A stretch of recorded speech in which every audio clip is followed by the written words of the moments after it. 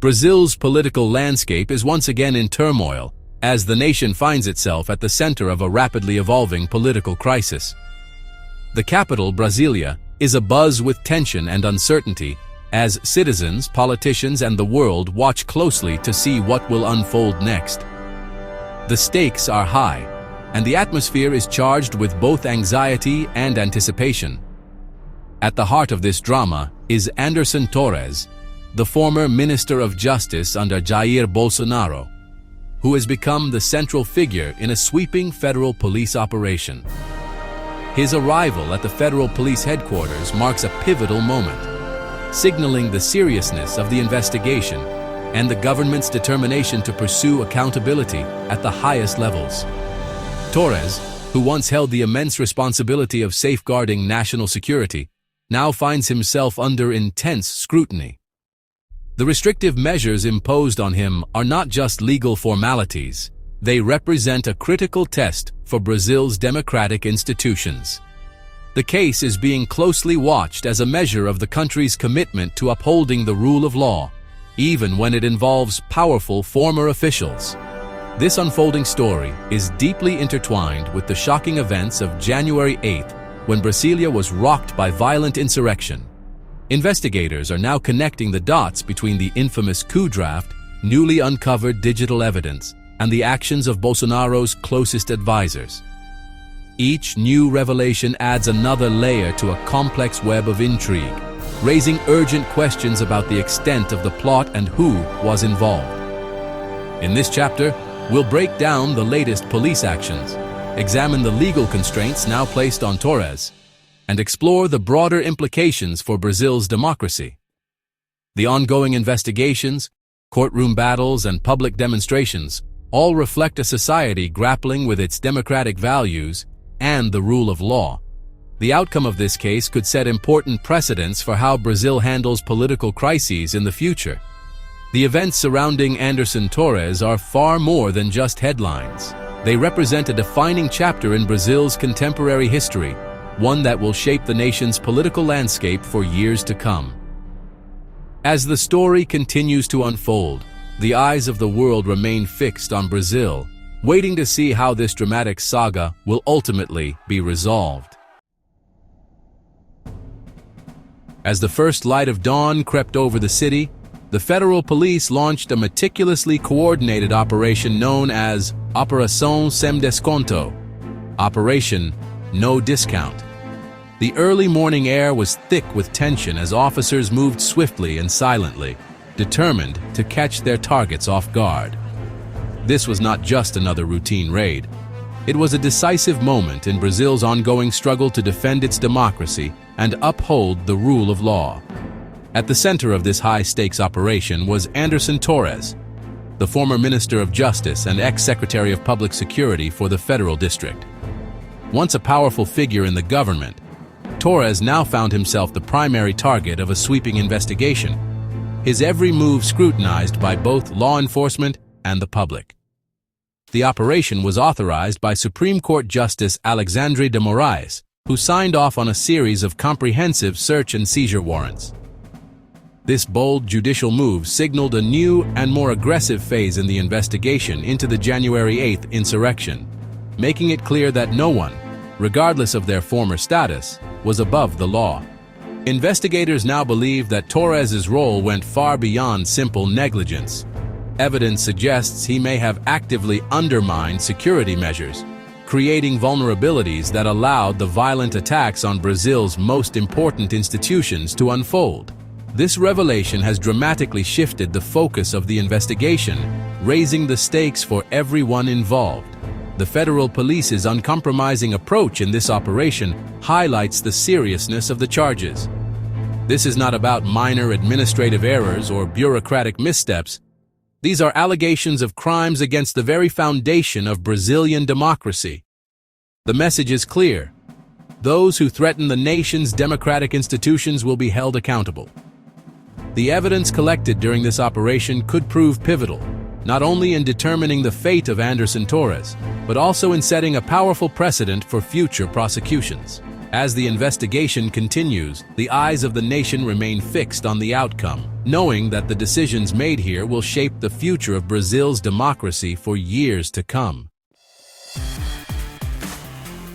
After the raids, Justice de Moraes imposed strict measures on Torres, an electronic ankle monitor, a ban on leaving the federal district, and a prohibition on contacting other suspects. Torres must surrender his passport and is confined to Brasilia, reflecting the court's view of him as a flight risk and a potential threat to the investigation. These restrictions, harsher than those following his earlier release, signal that new evidence has deepened suspicions of his direct involvement. The judiciary's message is clear. Accountability will be enforced, and interference will not be tolerated. Torres's legal jeopardy has never been greater. To understand the case against Torres, we must revisit January 8, 2023, when radical Bolsonaro supporters stormed Brazil's government buildings in a violent bid to overturn the election. As Secretary of Public Security, Torres's actions, dismissing key commanders and leaving for the U.S. before the protests, raised immediate suspicion. The investigation now seeks to determine whether this was incompetence or a deliberate act to enable chaos and justify a military intervention. The stakes are national, unraveling whether a conspiracy threatened Brazil's democracy. The investigation's turning point came with the discovery of the so-called coup draft in the home of Anderson Torres, a former Minister of Justice and a key figure in the Bolsonaro administration. The document was found during a dramatic federal police raid, as agents searched for evidence of a broader conspiracy. What they uncovered would send shockwaves through Brazil's political establishment and ignite a national debate about the fragility of democracy. The draft outlined a detailed plan to overturn the results of the 2022 presidential election by declaring a state of defense against the Superior Electoral Court. This extraordinary measure would have suspended the court's authority, effectively paralyzing the democratic process and opening the door to authoritarian rule. The document was not a vague suggestion, but a step-by-step guide, complete with legal justifications and instructions for implementation. For investigators, this document provided the first concrete evidence of high-level plotting to subvert Brazil's democracy. It was no longer a matter of rumors or political rhetoric. Here was a tangible plan, drafted and preserved, that revealed the intentions of those at the heart of power. The discovery moved the case from the realm of speculation to that of an attempted coup, connecting the dots between street violence, political unrest, and a coordinated strategy to undermine the will of the people. Anderson Torres has publicly claimed that the draft was merely a discarded document, never intended to be acted upon. He insists that it was just one of many papers circulating during a chaotic period, and that he had no intention of following through with its recommendations. Yet, the very presence of such a document in his home is deeply incriminating. It raises troubling questions about who else may have been involved and how close Brazil came to a constitutional crisis. Today, the coup draft stands at the center of the prosecution's case. It is being scrutinized by judges, prosecutors, and legal experts as they seek to determine the full extent of the conspiracy and the roles played by various officials. The document has become a crucial link, connecting the violence that erupted in the streets to strategic planning at the highest levels of government. It is a rare and chilling example of how democracy can be threatened from within. In the history of political investigations, it is almost unprecedented to find such a detailed and tangible blueprint for undermining a nation's democratic institutions. The coup draft remains a stark warning of the dangers that can arise when power is abused and the rule of law is put at risk. The real breakthrough came from the phone of Mauro Cid, Bolsonaro's former aide, who turned state's witness and handed over a trove of digital evidence. Data from Cid's phone reportedly implicates Torres as an active participant in planning the response to the election results and the January 8th events. This digital evidence is far harder to dispute than testimony, and it directly challenges Torres's claims of innocence.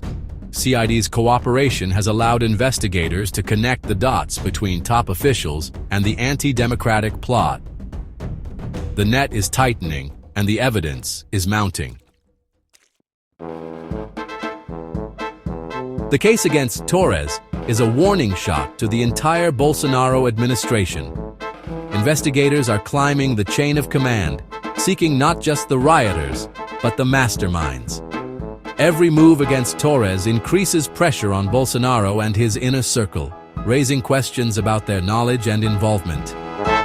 Mauro Cid's plea deal and the operation against Torres may prompt others to cooperate, potentially triggering a cascade of revelations. Politically, the scandal haunts Bolsonaro's party, complicating any attempt to rebuild or move past the January 8th legacy. The investigation ensures that questions of democratic legitimacy will dominate Brazil's political landscape for years. The Supreme Federal Court, led by Justice de Moraes, has taken an assertive role in defending democracy, moving beyond its traditional judicial function. Supporters see the court's actions as necessary to counter unprecedented threats, while critics accuse it of overreach and blurring the lines between judge and investigator. The Torres case epitomizes this tension. The court's measures are both legally grounded and politically charged. The STF's central role has made it a lightning rod for polarization, but also a bulwark against anti-democratic forces. How the public perceives this power will shape Brazil's balance of powers for years to come. The Torres case places Brazil at a crossroads, where justice, politics, and national memory intersect. The pursuit of accountability, anchored by the coup draft and digital evidence, shows that no one is above the law, but the outcome will test the nation's democratic resilience. A conviction could set a historic precedent. An acquittal or claims of political motivation could deepen polarization. The investigation's ripple effects may reach even higher, depending on what Torres and others reveal. Brazil's response to this crisis will define its democratic character for a generation. The path chosen now will determine whether January 8th becomes a cautionary tale or a recurring threat.